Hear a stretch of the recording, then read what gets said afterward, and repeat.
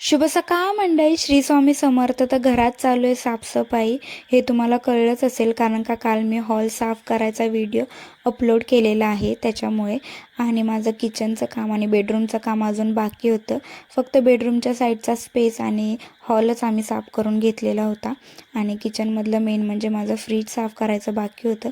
तर काल होम मिनिस्टरचा कार्यक्रम असल्यामुळे आम्ही तिकडेच गेलो आणि उशीर झाला यायला. त्याच्यामुळे दुकानातून येताना जो पण भाजीपाला आणलेला तो पण ठेवायचा बाकी होता. तो ठेवायला गेल्यावरच माझ्या लक्षात आलं की फ्रीज पण साफ करायचं आहे. त्याच्यामुळे फ्रीज साफ केला आणि येताना मी फ्रूट्स आणलेले कारण का उद्या हरतालिकेची पूजा करायची त्यासाठी लागेल. आणि पालेभाज्यामध्ये फक्त पालक आणलेली आणि त्याच्यासोबत कोथिंबीर ते पण साफ करून घेतलं कारण का हवे तसे फ्रेश नव्हते ते.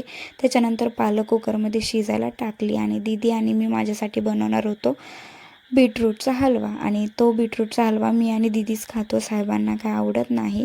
त्यामुळे दीदी हलवा बनवत होत्या तोपर्यंत मी चपाती करून घेतली साहेबांपुरती कारण का मी आणि दीदी आज खाणार होतो भाकरी खूप दिवसांनी.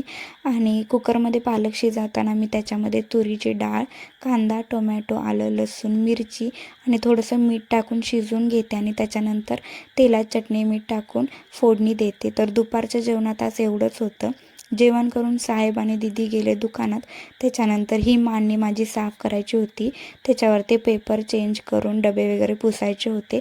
त्याच्यासोबत बेडरूम पण साफ करून घेतली कारण का उद्यापासून बाप्पाची तयारी करायची होती आम्हाला. त्याच्यामुळे आज सगळी साफसफाई मी उरकून घेतली. आणि तोपर्यंत दीदी आणि साहेब दुकानातून आले आणि दुकानातून आल्यावर दीदींना कणसं खायची इच्छा झाली.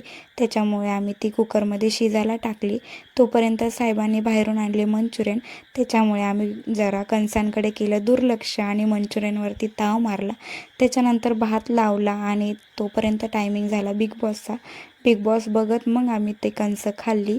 सो तुम्ही बघताय ना बिग बॉस, आणि तुम्हाला कोण आवडतं हे पण मला कमेंटमध्ये सांगा. आजच्यापुरतं एवढंच. बाय.